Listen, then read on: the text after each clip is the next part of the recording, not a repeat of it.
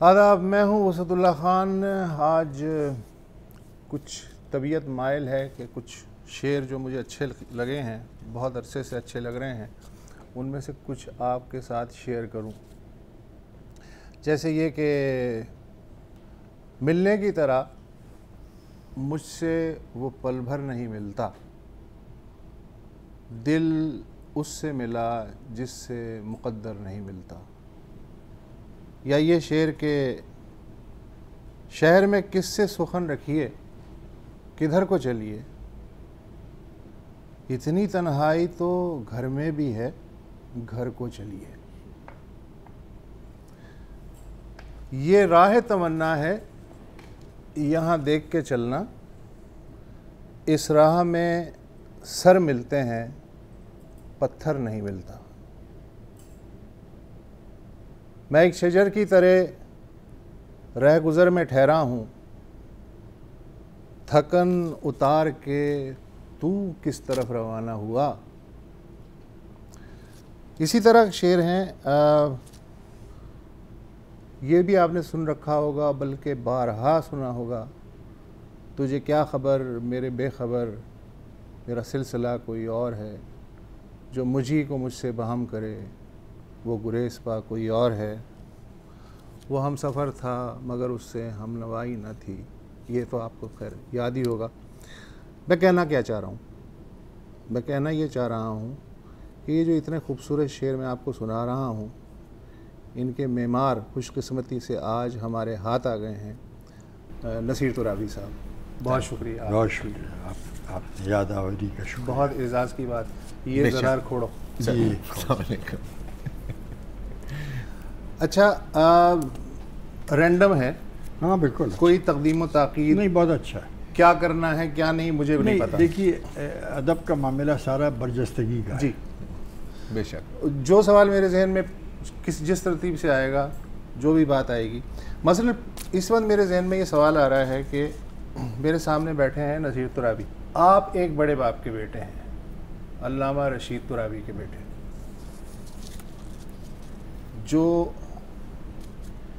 ایک trend setter ہیں اور جن کے سائے سے اب تک جو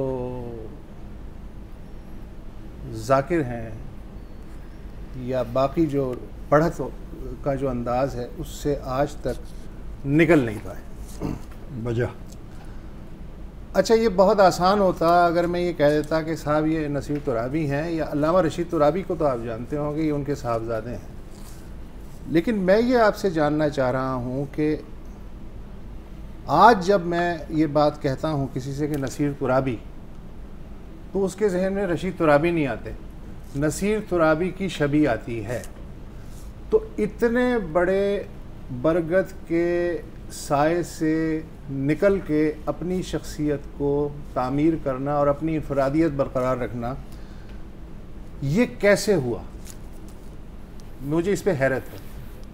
وسعت بات یہ ہے کہ اس پر میں نے دانستہ کاری سے کام لیا، جی، بہت سوچ بچار کے بعد، کیونکہ میں نے دیکھا تھا کہ مجھ سے پہلے ماقبل جو لوگ گزرے جی، اور جو اس طرح اپنے موروثی شناخت کے حوالے سے بات کرتے تھے، تو میں نے یہ دیکھا کہ اس میں وہ کامیاب نہیں ہو سکے، اس لیے کہ ظاہر ہے کہ ابھی جیسے انہوں نے میرے والد ماجد کا ذکر کیا، وہ اتنے بڑے لیجنڈ ہیں کہ ان کے حوالے سے کام نہیں کیا جا سکتا، بے شک، کیونکہ ذرا بھی کام کرتے تو لوگ کہتے بھئی وہ اس طرح کرتے تھے، آپ کیا کر رہے ہیں، آپ کیا۔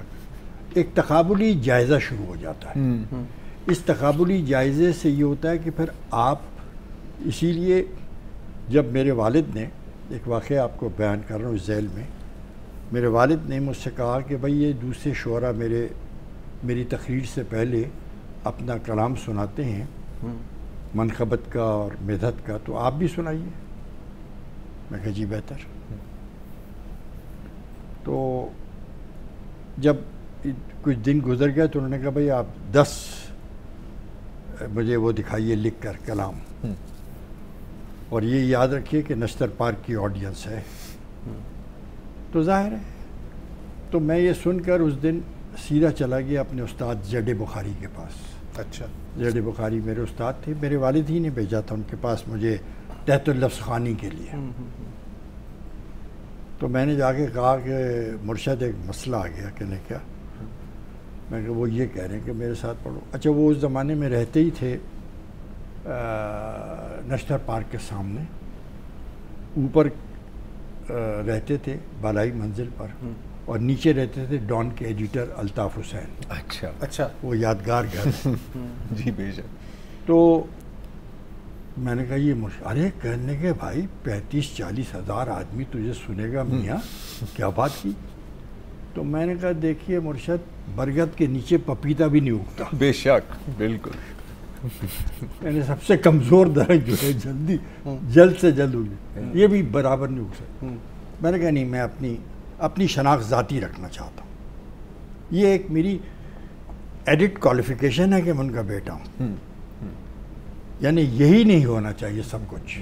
یہ میرا, یہ آپ کی شناخت نہیں. جی یہ میری بے شناخت. خیر بڑے خوش ہوئے. میں تو چلا آیا تو انہوں نے میرے پیچھے میرے والد کو فون کر دیا. تو وسعت آپ مجھے اتنی حیرت ہے, جیسے ہی میں گھر پہنچا تو مجھے انہوں نے اشارے سے بلایا. جب میں ان کے قریب پہنچا تو وہ صوفے پہ بیٹھے ہوئے تھے, کھڑے ہوئے اور میرا ماتھا چوما, کہا خوش رہو.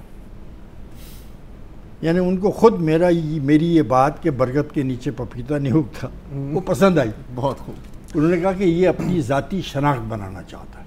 اچھا وہ نہ صرف ذاکر تھے بلکہ تمہارے ذہن میں نہیں, میں کہنا تھا کہ ان کے ذہن میں بھی تو یہ بات ہوگی نا آخر کار. پہلے تو دیکھیے, پہلی تو یہ ہوتا ہے ایک باپ کے ناطے سے وہ جذباتی ہو کر وہ چاہتے تھے کہ یہ مشہور ہو جائے گا جلدی. وہ میری مشہوری پہ نظر رکھے ہوئے تھے, اور میں اپنی ذاتی شناخت اور اپنی ادبی حیثیت پہ نظر رکھا ہوا تھا. تو پھر آپ نے نہیں پڑھا نا؟ میں نے بالکل نیور ایور. آپ جتنے اچھا نیور ایور, کبھی بھی نہیں. Never ever. اور اس کے علاوہ ایک عجیب بات بتاؤں کھوڑو صاحب آپ کو, کہ میں نے اتنی احتیاط کی کہ ادھر کی یعنی اس کمیونٹی کے حوالے سے ہونے والی تمام محافل میں بھی میں نے شرکت نہیں کی. اس لیے کہ سننے والا کہیں یہ اس کے بیک آف مائنڈ میں یہ نہ آ جائے کہ ان کا بیٹا پڑھا ہے لہذا داد دے دوں. حاشیہ پلیٹ فارم سے نہیں پڑھا, میں نے نہیں پڑھا. نیور. سلام تو آپ نے خیر بہت وہ تو اس لیے دیکھیے وہ تو مجبوری ہے, معاف کیجیے گا. جیسے اس وقت بھی ڈان نیوز ہماری مشہوری میں شامل ہو گیا. وہ پی ٹی وی والے ایک نعت لکھواتے تھے, ایک سلام لکھواتے تھے, وہ شروع ہو گیا سلسلہ تو وہ ہو گیا. لیکن پھر اس میں ظاہر ہے کہ اس میں پھر میں نے اپنی اس اکائی کے ساتھ کام کیا کہ آپ کو تو معلوم ہوگا کہ میری کتاب جو ہے عقیدہ نوائی لاریب, اس کو اس سال علامہ اقبال ایوارڈ بھی ملا.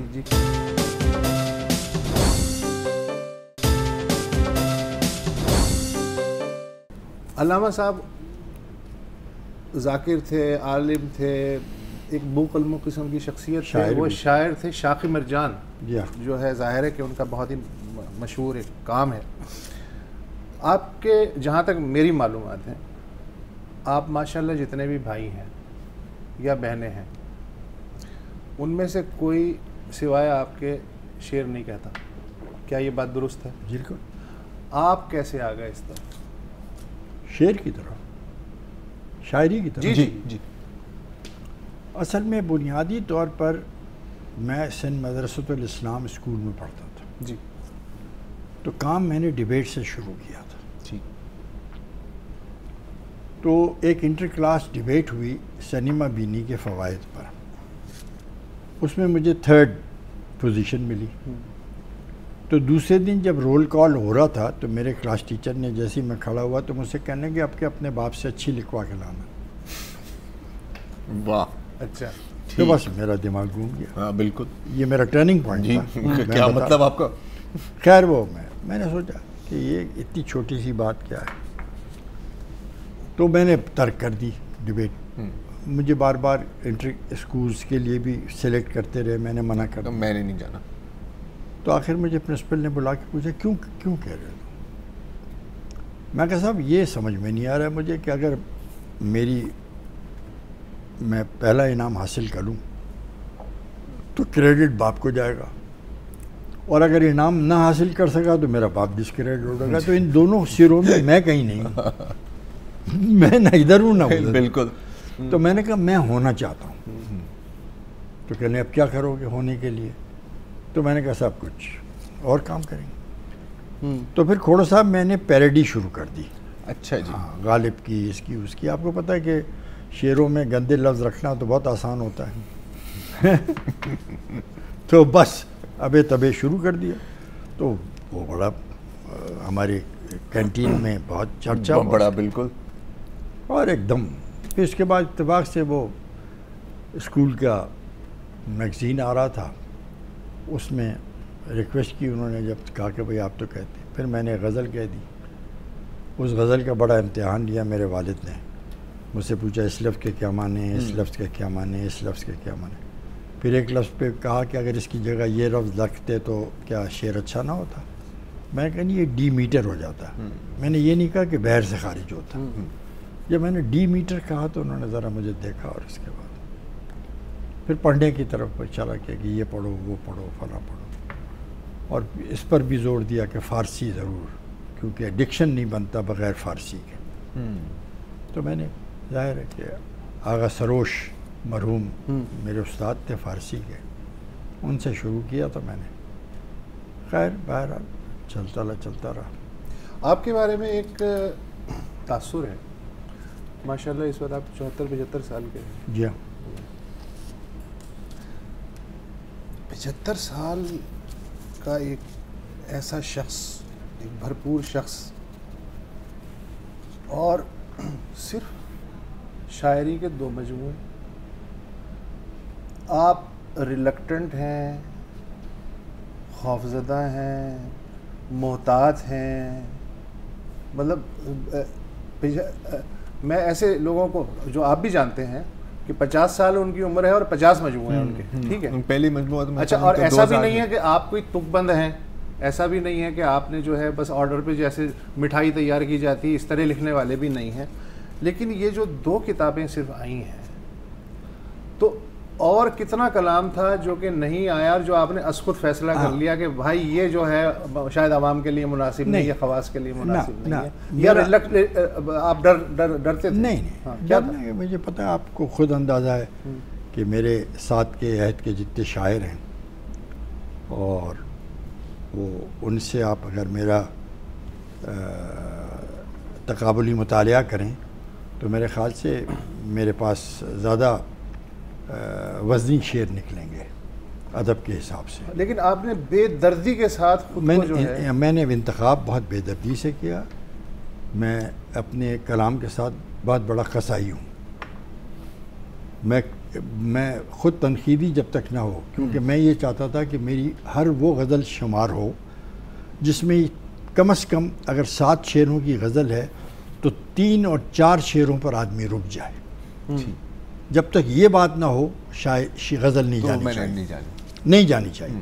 آپ ابھی عکس فریادی بھی اور لاریب بھی دونوں چیک کر لیں, میرے ہر کلام میں آپ کو 4-5 شعر روکیں گے, آپ کو پڑھنے پہ مجبور کریں گے دوبارہ.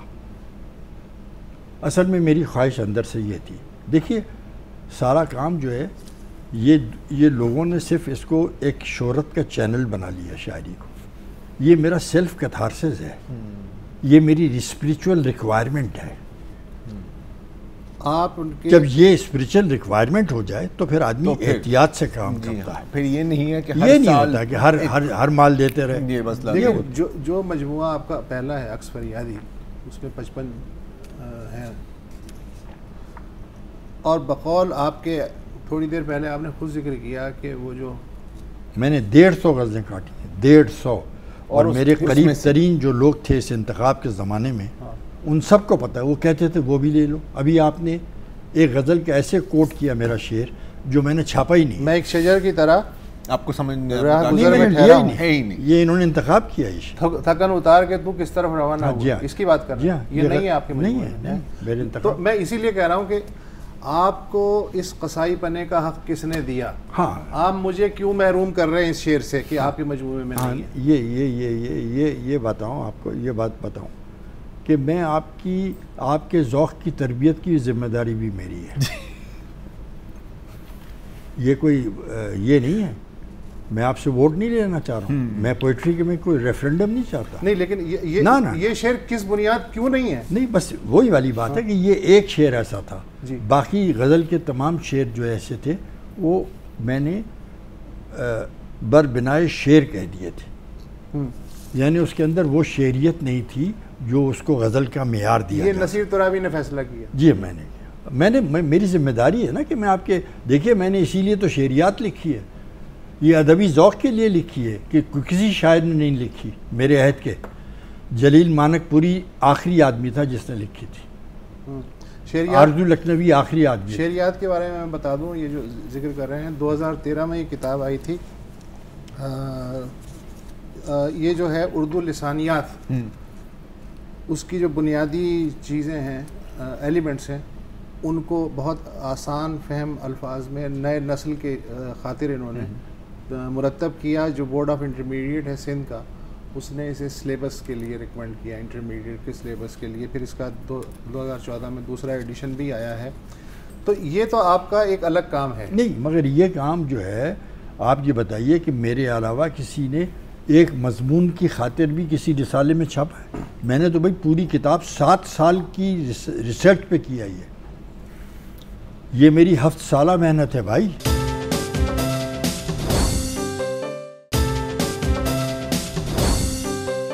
آج کی جو نسل ہے ہو سکتا ہے اسے معلوم ہو، لیکن فرض کر لیا جاتا ہے کہ اسے نہیں معلوم.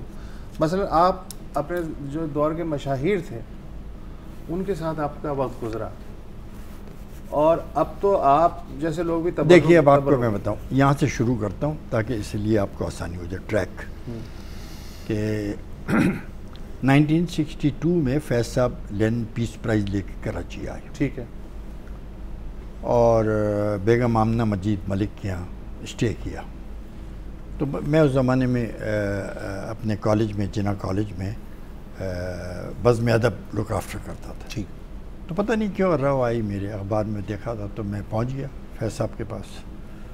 اور جس دن وہ صبح پہنچے تھے تو میں نے کہا صاحب وہ کل ہم چاہتے ہیں کہ، تو فیض صاحب اسی بات پر خوش ہو گئے کہ میں اسٹوڈنٹس نے مجھے انوائٹ کیا، یعنی پہلا فنکشن میں کسی اسٹوڈنٹس کمیونٹی کا کر رہا ہوں. ظاہر ہے وہ اس مزاج کے آدمی تھے، راضی ہو گئے.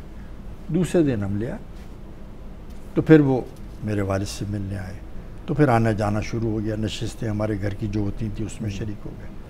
تو پھر یہ ہوا کہ بعد میں جب میں فیض صاحب ہی کی سفارش پر سبت حسن نے مجھے EFU میں PRO لیا، تو وہاں پر پھر مصطفیٰ زیدی درپے ہو گئے کہ یادوں کی بارات میرے مرشد کی چھاپو.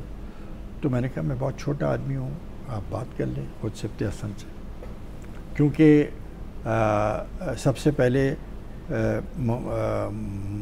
مصطفیٰ زیدی نے کوشش کی تھی اس کو فیروز سے چھپوانے کی، یادوں کی بارات کو. جی ہاں. تو فیروز والے کیوں چھاپتے؟ نہیں یعنی فیروز سے ایک وہ جمیل نشتر کے ذریعے ایک ٹانکا لگایا تھا انہوں نے، سفارش تھی. تو جب مگر چونکہ جوش صاحب 20,000 روپے ایڈوانس مانگ رہے تھے. ٹھیک. تو انہوں نے کہا یہ ہمارے پاس گنجائش نہیں ہے اس کی ایڈوانس کی. وہ ایسا ہی وقت تھا. خیر پھر اس کے بعد نیشنل بینک سے کوشش کی ممتاز حسن کے ذریعے، مگر ممتاز حسن ذرا ذہین آدمی تھے. انہوں نے کہا یار یہ ایڈوانس دیں گے تو پھر جوش صاحب کی جارحانہ کلامی سے محفوظ کیسے رہا گیا. جی. تو انہوں نے کہا کہ وہ بھی، تو ابھی ادھر میری جب جیسی میری بات ہوئی تو وہ جو تھے ڈان میں صفدر بلاس ہوتے تھے، انہوں نے مصطفیٰ کو بتایا کہ وہ نصیر وہاں گیا. تو وہ میرے پیچھے پڑ گیا، تم نے کیوں نہیں بتایا یہ وہ. خیر میں نے کہا آپ بات کریں سبت حسن صاحب سے. تو انہوں نے بات کی، سبت حسن نے پھر بات کی بھیب جی صاحب سے اور بورڈ والوں سے. تو اس معاملے میں جوش صاحب نزدیک ہو گئے. تو جوش صاحب بعض ایسے رقیق جملے لکھتے تھے خود بہت بڑی شخصیتوں کے لیے کہ جو ہم نہیں چھاپ سکتے تھے. تو پروف لے کے جانا پڑتا تھا مجھے جوش صاحب. تو ایک کسی بہت بڑے عالم دین کے خلاف انہوں نے لکھ دیا تھا، تو بس تم نہیں جانتے، بس رہنے دو. تو سبط حسن نے کہا کہ بھائی دیکھو اب اس کو پیسٹنگ میں نکال دینا، اس چکر میں مت جاؤ. بالکل. میں نے کہا آپ کو پتہ نہیں یہ پریس کانفرنس کر دیں گے، پھر کیا ہوگا، یہ کھڑے ہو جائیں گے. جی ہاں. تو جب میں نے دیکھا یہ مان نہیں رہے، یہ فلاں بات، تو ایک دن شام کو میں پہنچا تو سرور بارہ بنکوی بیٹھے ہوئے تھے، جوش صاحب کے، سرور بارہ بنکوی مرحوم. میں نے کہا سرور بھائی، برنارڈ رسل جھوٹ اس لیے نہیں بولتا، وہ زندہ تھا، میں نے کہا جھوٹ اس لیے نہیں بولتا کہ اسے حضرت عیسیٰ کی ہدایت پر عمل نہیں کرتا ہوا، بلکہ اس کی اب پرسنالٹی افورڈ نہیں کرتی جھوٹ بولنا. کہنے لگتی یہ بات کاٹ دو میری لائن. او سرور پریشان ہو گئے، یہ کیا بات ہو گئی. تو ساری لائنیں میں نے اس ایک جملے کی آڑ میں کٹوا دی. اچھا. ہاں کہ اب آپ کی شخصیت یہ افورڈ نہیں کر سکتی. ان کے اس کو ریئلائز کیا انہوں نے. شعری پیمانے میں کہاں دیکھتے ہیں آپ جوش کو؟ بڑا آدمی ہے جوش، بڑا آدمی ہے. جوش صاحب کا یعنی جتنا بڑا البم جوش صاحب کا ہے، اردو لٹریچر کے کسی آدمی کے پاس اتنا بڑا البم نہیں ہے. موسم اس کے پاس ہیں، تہوار اس کے پاس ہیں، جانوروں کی بولیاں، کوئی چیز آپ دیکھیں. کبھی آپ کے ذہن میں آیا کہ مجھے بھی نظم لکھنی چاہیے؟ نظم میں نے لکھی تھی، لیکن ناصر کاظمی کے مشورے پر میں نے نظم ترک کر دی. ناصر کاظمی کو سنا رہا تھا اپنی نظم 1969 میں، تو ناصر کاظمی نے مجھ سے کہا کہ کیا تمہیں اپنی غزل پر اعتماد نہیں ہے؟ جیسے انہوں نے یہ جملہ کہا میں نے کہا کیوں؟ کہنے کہ ساری نظم کی ٹریٹمنٹ بھی غزل کی کر رہے ہو. کہنے یہ فیض کو سوٹ کرتا ہے نظم کی ٹریٹمنٹ غزل میں کرنا، آپ کو نہیں. یعنی فیض صاحب کی جتنی نظمیں ہیں وہ غزل کی ٹریٹمنٹ میں ہیں. وہی برٹرینڈ رسل والی بات ہو. تو میں نے پھر ترک کر دیا. تو اچھا ہوا، میرے غزل پہ میں زور دینے لگا. اور پھر میرے لیے اعزاز کی بات ہے کہ جب میں پہلی دفعہ شہزاد احمد سے ملا تو میں نے ہاتھ ملاتے ہوئے نام بتایا تو ایک کہنے کہ تم سے پہلے تو تمہارا شعر ناصر کاظمی نے آ کے سنایا لاہور. یہ بڑے اعزاز کی بات ہے کہ یار. اور میری خوش قسمتی یہ ہے کھوڑو صاحب اور وسعت کہ مجھے میرے سینئرز نے مجھے بڑا پروموٹ کیا. سراج الدین ظفر نے کیا، ناصر کاظمی نے کیا، خود مصطفیٰ زیدی نے.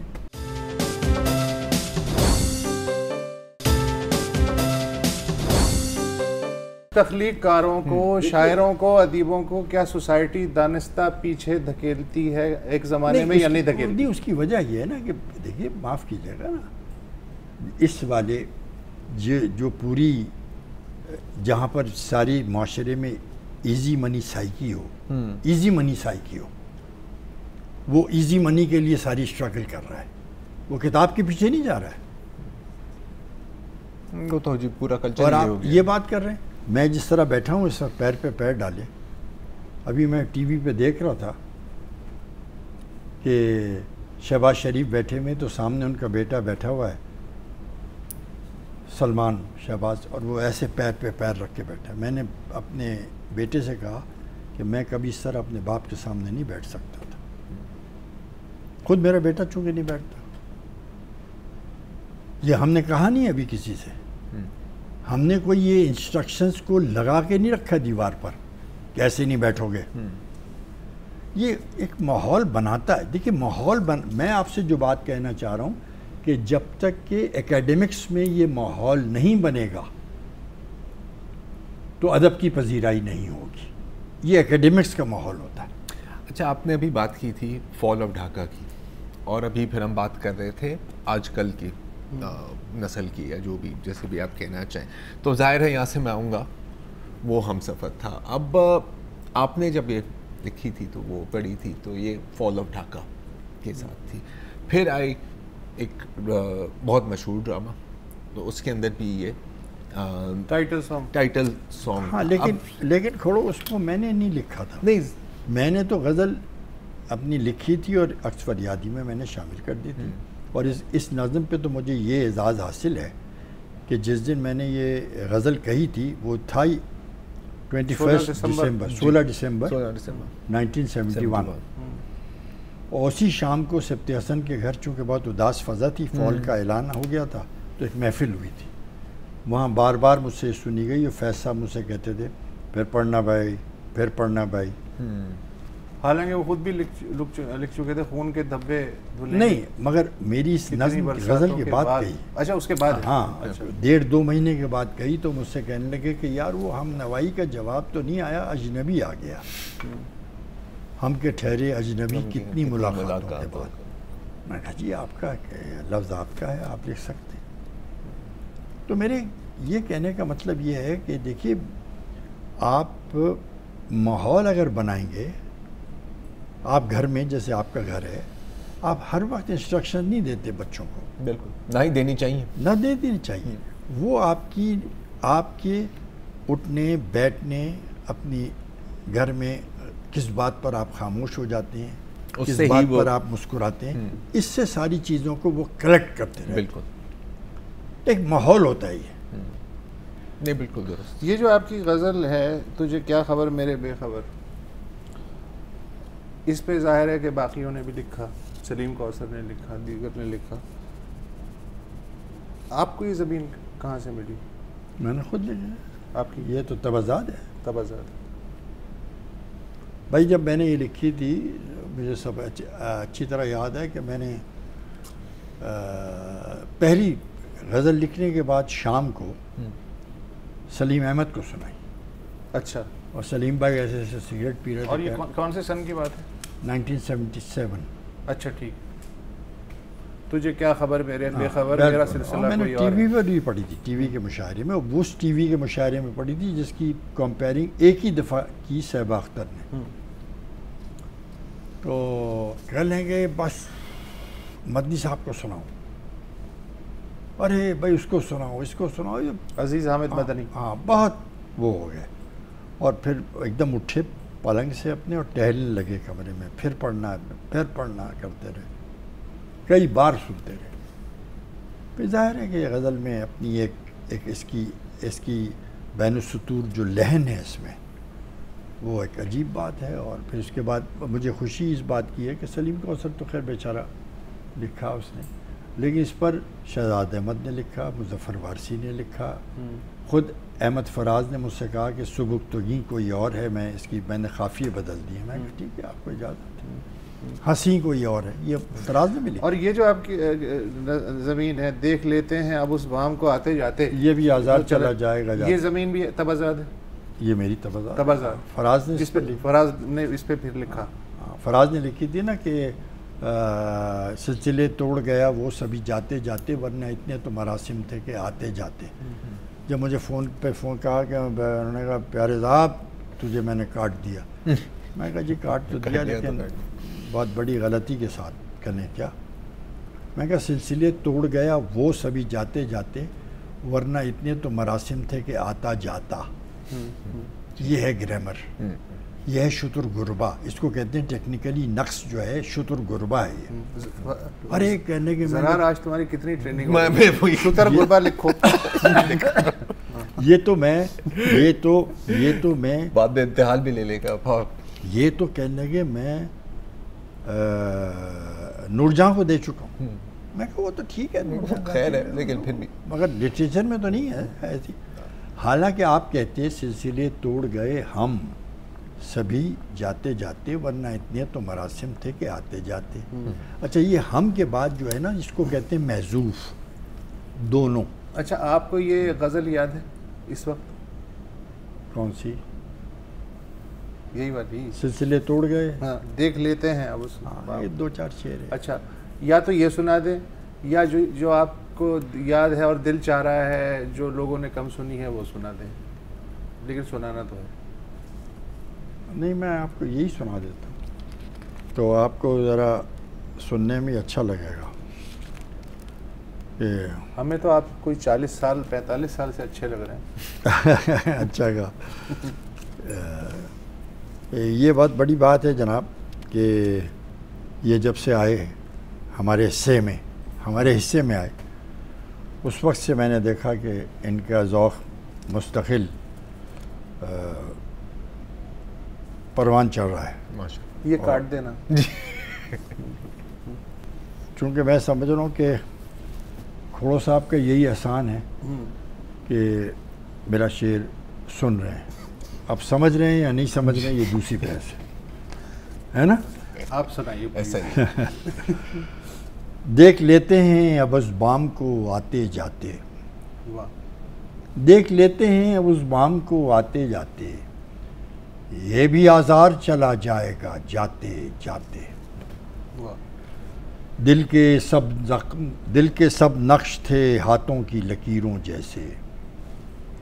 دل کے سب نقش تھے ہاتھوں کی لکیروں جیسے. نقش پا ہوتے تو ممکن تھا مٹاتے جاتے. واہ.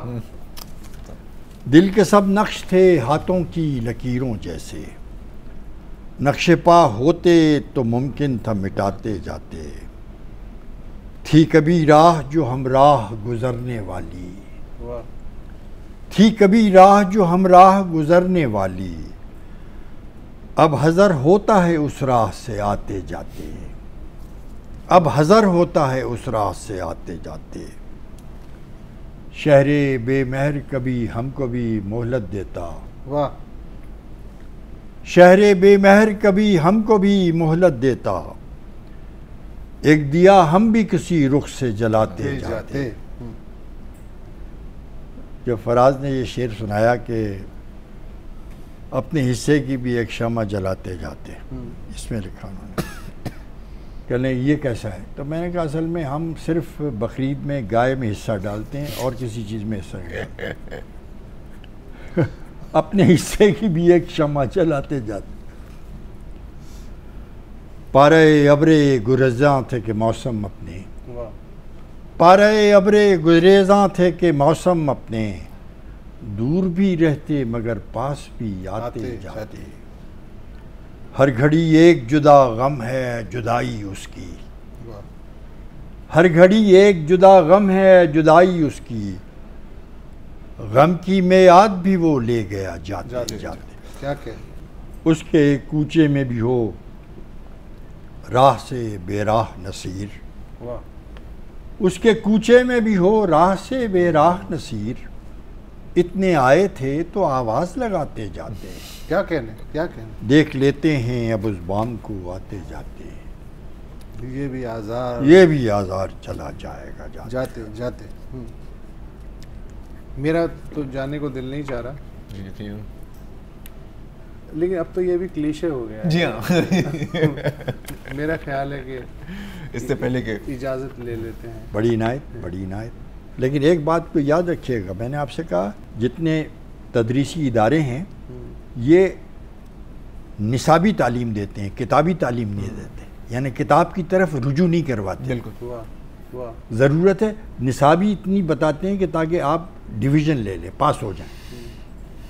چاہے ورنہ اگر یہ کتابی تعلیم دیتے تو یہ شاموں کو ٹیوشن سینٹر نہ کھلے ہوتے. یہ تو ہے, یہ تو فیکٹری ہے. یہ تو ایک فیکٹری ہے. ٹھیک.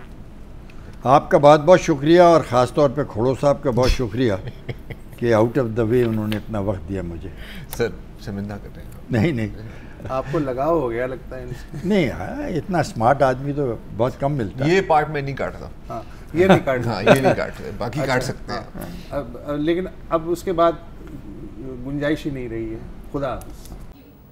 السلام علیکم. اگر آپ کو ہمارے شو پسند آیا ہے تو پلیز ہمارے یوٹیوب چینل کو سبسکرائب کریں, اور اگر مناسب سمجھے تو اس ویڈیو کو لائک بھی کر لیں, تو کوئی حرج نہیں ہے, اور شیئر بھی کر لیں اور کمنٹ بھی کر دیں. جی, ورنہ وہ سب ایسے ہی لکھتے رہیں. اور یہ جو دونوں کہہ رہے ہیں یہ کر لیں. جی پلیز, نہیں تو ہمیں بھی گھر جانا ہے. میں آپ کے کمپیوٹر میں نہیں رہنا 24 گھنٹے. صحیح بات.